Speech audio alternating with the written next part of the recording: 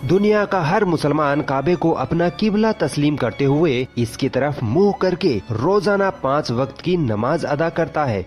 दोस्तों, खाने काबा का इतिहास बड़ा ही दिलचस्प रहा है और बहुत कम लोग ऐसे हैं जिनको खाने काबा की हिस्ट्री पता होगी। तो आज की इस खूबसूरत वीडियो में मैं आपको खाने काबा की 10 ऐसी बातें बताऊंगा जिनके बारे में शायद ही आपने पहले सुना होगा। हेलो एवरीवन, अस्सलामु अलैकुम। आज के इस वीडियो में हम जानेंगे काबा से जुड़ी 10 ऐसी अमेजिंग बातें जिसे इस दुनिया में बहुत से लोगों को नहीं पता है। क्या है वो 10 चीज जो इतने आश्चर्यजनक है? चलिए इस वीडियो में जानते हैं। आपसे एक रिक्वेस्ट है कि इस वीडियो को लास्ट तक जरूर देखें। तो चलिए वीडियो स्टार्ट करते हैं। बिस्मिल्लाहिर्रहमानिर्रहीम। इस दुनिया में कोई जगह ऐसी नहीं है जो खाने काबा की तरह मुकद्दस और मरकजी हैसियत रखती हो।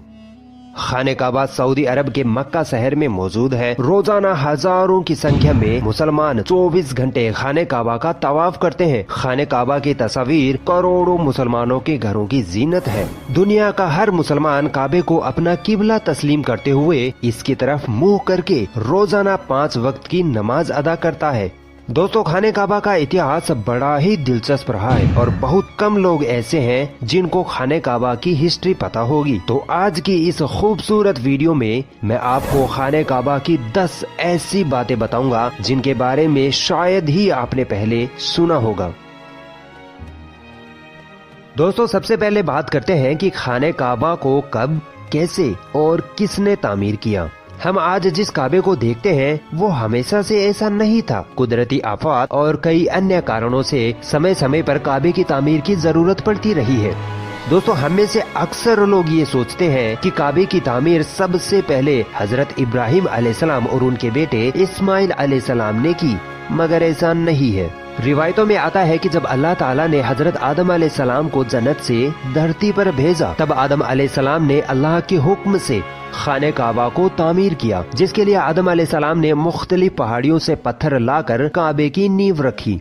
उसके बाद हजारों सालों बाद नूह अलैहिस्सलाम के जमाने में जब तूफान नूह आया था, तब खाने काबा तूफान की वजह से ढह गया, मगर काबे की नींव बची रही। बाद में इब्राहिम अलैहिस्सलाम ने अल्लाह के हुक्म से अपने बेटे इस्माइल अलैहिस्सलाम के साथ मिलकर उसी नींव पर खाने काबा को फिर से तामीर किया। फिर नबी करीम सल्लल्लाहु अलैहि वसल्लम के जमाने में ज़ुहूर नबूवत से पहले कुरैश वालों ने फिर से खाने काबा को तामीर किया। कुरैश के लोग अक्सर हराम तरीके से पैसे कमाया करते थे, मगर उन्होंने कसम खाई थी कि काबा की तामीर सिर्फ हलाल पैसे से करेंगे, मगर वो पूरी तरह से कामयाब न हो सके और वसाइल की कमी के कारण काबे की छत का काम अधूरा ही रह गया। उसके बाद जो तामीर हुई वो सैयदना अब्दुल्ला बिन जुबैर रज़ियल्लाहु ताला अन्हु के दौर में हुई। फिर आखिरी बार अब्दुल मलिक बिन मरवान के कहने पर हज्जाज बिन यूसुफ ने कुरैश के बनाए हुए काबा को गिराया और उसी नींव पर फिर से खाने काबा को तामीर किया। और आज जो हम खाने काबा को देखते हैं वो उसी वक्त से तामीर किया हुआ है। दोस्तों, नबी करीम सल्लल्लाहु अलैहि वसल्लम के जमाने में कोई भी मुसलमान खाने काबा में आ जा सकता था और इबादत कर सकता था। खाने काबा हफ्ते में 2 बार आवाम के लिए खोला जाता था, मगर आज के वक्त में मुसलमानों की तादाद और दीगर वजूहात के चलते साल में सिर्फ 2 मरतबा ही खाने काबा को खोला जाता है। उसमें भी सिर्फ आला शख्सियात और खास मेहमान ही खाने काबा में दाखिल हो सकते हैं। दोस्तों, क्या आपको पता है खाने काबा में पहले 2 दरवाजे हुआ करते थे, एक खाने काबा में दाखिल होने के लिए और दूसरा बाहर निकलने के लिए, और एक खिड़की भी हुआ करती थी। मगर आज खाने काबा में सिर्फ एक ही दरवाजा रखा गया है और ये दरवाजा सन 1979 में लगभग 300 किलो सोने से बनाया गया था। इससे पहले यह दरवाजा चांदी का हुआ करता था और जो पहले खिड़की हुआ करती थी उसको भी हटा दिया गया है। दोस्तों, आपने कभी गौर किया है कि हजरे अस्वद हमेशा चांदी के कवच में ही क्यों घिरा रहता है?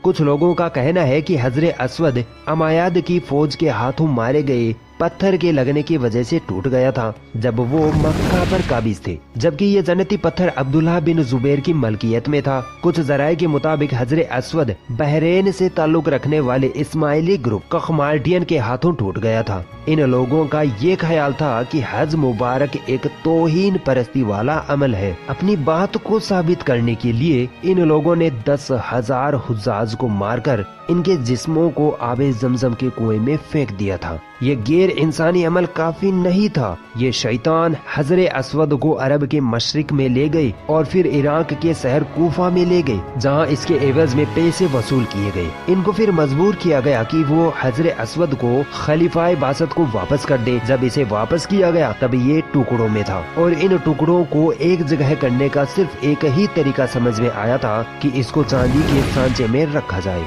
कुछ इतिहासकारों के मुताबिक इस मुकद्दस पत्थर के कुछ टुकड़े आज भी कहीं गुम हैं। दोस्तों, काबा लफ्ज का अर्थ होता है क्यूब, यानी कह लीजिए चौकोर। मगर क्या आपको पता है इब्राहिम अलैहिस्सलाम के वक्त काबे के एक साइड का हिस्सा गोल हुआ करता था, जिसे आज हम हतीम कहते हैं। हतीम काबे का ही हिस्सा है, इसलिए आज आप देखते होंगे कि तवाफ करने वाले लोग हतीम के अंदर से न जाकर बल्कि हतीम के बाहर से ही तवाफ करते हैं।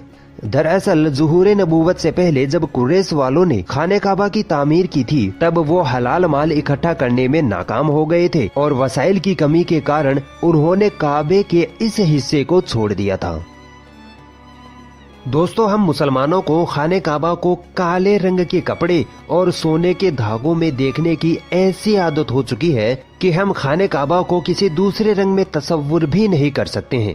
मगर क्या आपको पता है, पहले खाने काबा पर मुख्तलिफ रंगों के भी गिलाफ चढ़ाए जाते थे, जिनमें हरा, लाल और सफेद रंग शामिल है।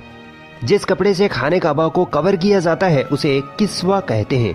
ये कपड़ा सिल्क तथा कॉटन का बना होता है।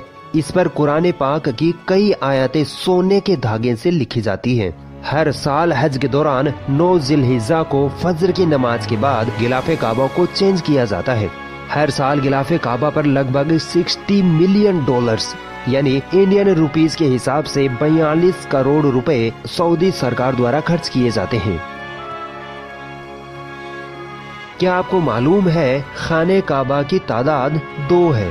खाने काबा के बिल्कुल ऊपर जन्नत में एक और काबा है जिसे रिवायतों में बैतुल मामूर कहा गया है।